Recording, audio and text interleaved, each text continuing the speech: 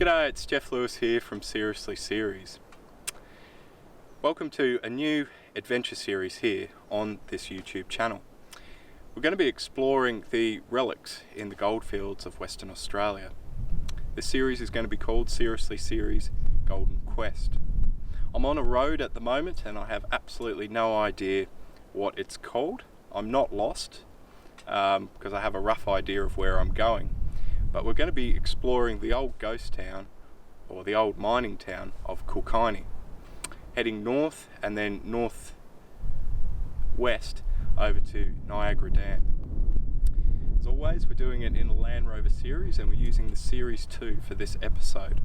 In following episodes, we'll be using different Land Rover vehicles to explore this unique part of the world.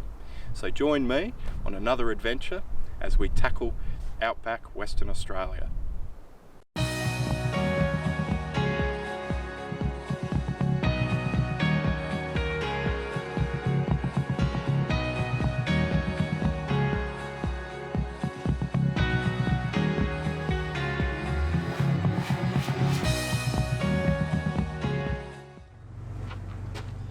The start of any good trip starts with a preparation and a good pre-systems check. I hadn't done a big trip in the Series 2 for a while, but I had replaced all the wheel bearings and the alternator that was originally on it had given way. So I put a brand new alternator on it, and I thought I better check things over, and luckily I did. I found that one of the critical nuts on the tensioner was actually missing. But luckily, in the comfort of my own workshop, this wasn't too hard to fix.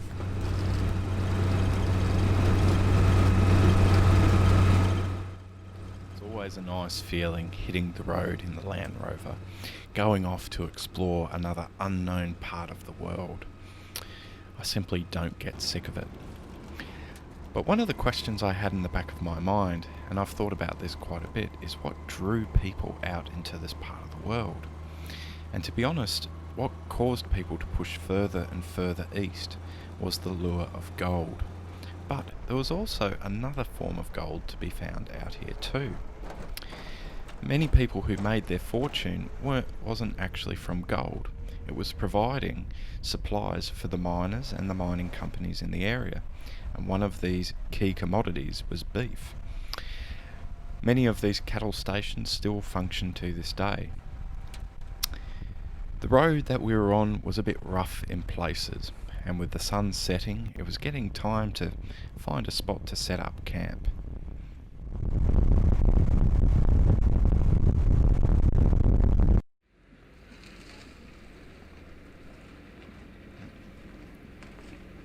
Heading further north, the gum trees slowly fade away as we're pushing out onto the fringe of the Great Western Woodlands. Luckily, we were able to find a few near an old dried up creek bed, but being away off the road, the Series 2 would have to forge its own path.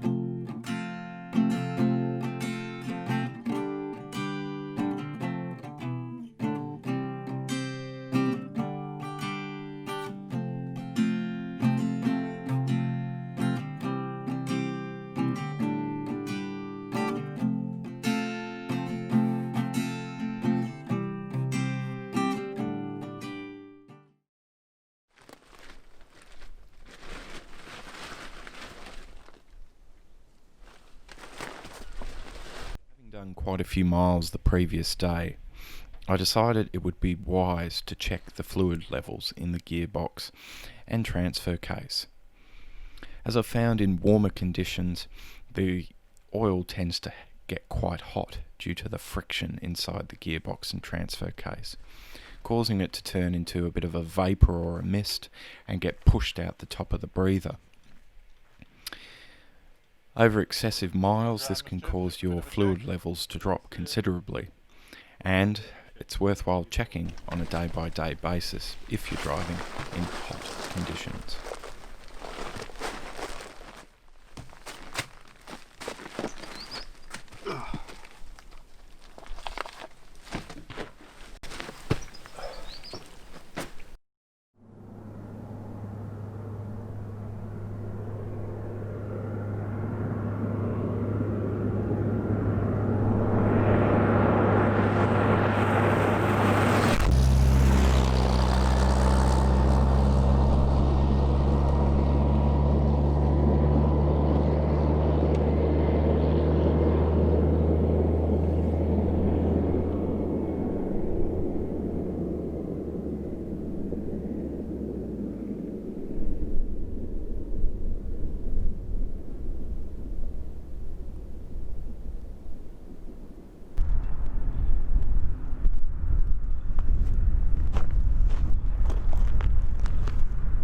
Kulkarni is known as a living ghost town, with many residents still living in the ruins of the town itself.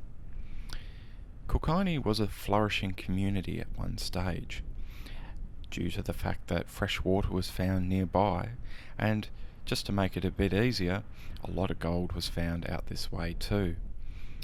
It boasts as having the first Olympic-sized swimming pool in Western Australia, which was quite a feat back in the early 1900s. Many vehicles have come to Kulkarni, but some of them sadly haven't left. And this is the case for this rather weary Series 2A Land Rover. One of the most impressive engineering feats in the Goldfields is Niagara Dam.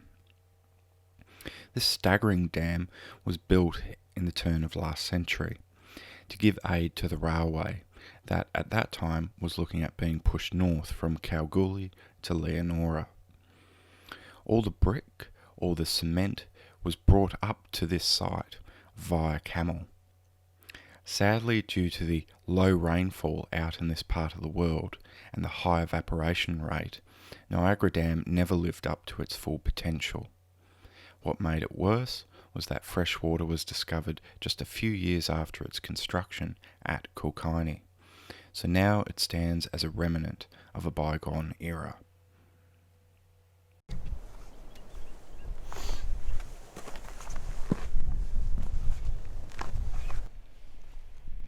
This region is rather flat, and a few subtle features make all the difference. Driving south from Niagara Dam, heading towards Orabanda, we came across what is known as a bit of a breakaway country, forming a small gorge. The rich red and brown is from iron that is residual, having formed due to the breakdown of rocks over millennia. With the white and the yellow, this makes stark contrast. Also, the undulating terrain acts as a funnel, and due to the summer rains that occur due to the cyclonic conditions coming down from the north, this helps for it to be channeled, providing relief for vegetation, weary travellers for many millennia.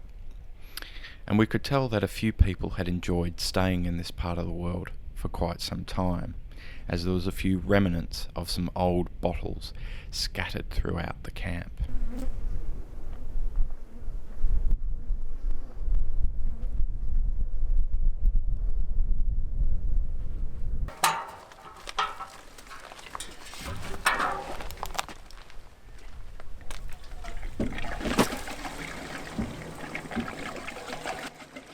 After having a bit of an explore of the gorge, it was time to have some much needed breakfast, and to give the Land Rover a little bit of breakfast too. some nice 98 octane petrol. This would keep us going for the remainder of the day, as we hadn't come across any petrol stations on our trip, and we'd carried just enough fuel to get us about 450 kilometres. Due to the rather small nature of the tank in the Series 2, this meant that we had to carry 2 jerry cans with us, to give us an overall capacity of 85 litres.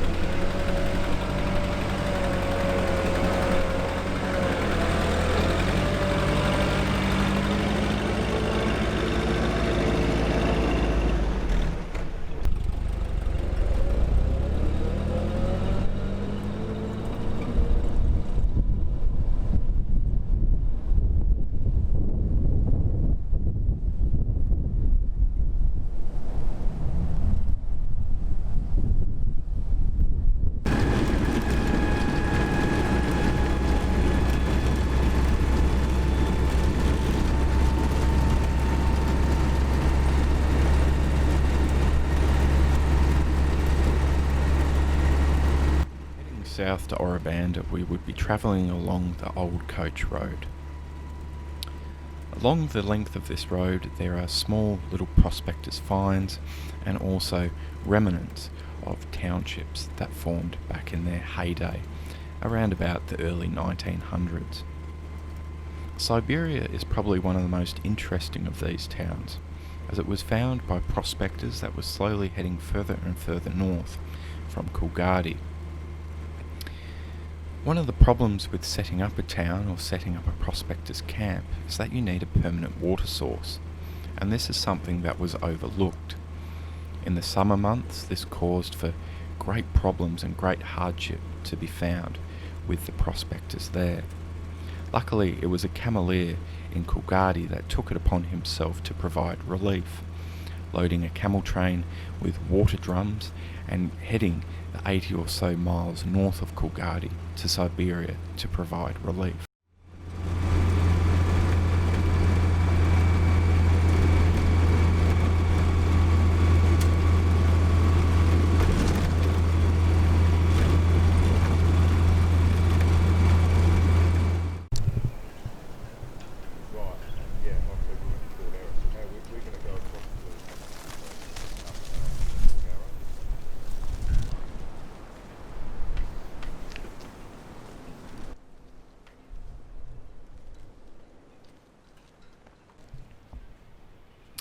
The sleepy township of Orabanda. Orabanda has gone through many booms and busts in its existence. Remnants of its heyday litter the region, and one of the most noticeable of these is the old shovel. The mechanical shovel was probably one of the greatest inventions that aided the increase in production of gold in this region. These were the machines to have before the advent of hydraulics. However, I don't know if this one's going to be going anytime soon. I think it needs a couple cans of WD-40 to get it up and running. Well, this marks the end of episode 1 of Seriously Series Golden Quest. We've had a fantastic adventure. We've done probably about 500 kilometres or around about 250 miles on nothing more than dirt roads, dirt tracks and no blacktop at all. We finally reached the little township of Orabanda here. And Orabanda is a really fascinating little town. It's a town that refuses to die. And as many of you know, sadly the pub burnt down a few months ago. But I have a funny feeling it won't be long and we'll be pouring a nice ice cold beer very shortly. Anyway, as I said, it marks the end of our first episode, the end of this adventure, but there's plenty more adventures to come. So if you want to see more adventures, more videos like this, please click on the subscribe button down below. And if you've really enjoyed the content here, please support us on Patreon and get a few extra videos and a little bit extra. And anyway, I hope to catch you in our next video.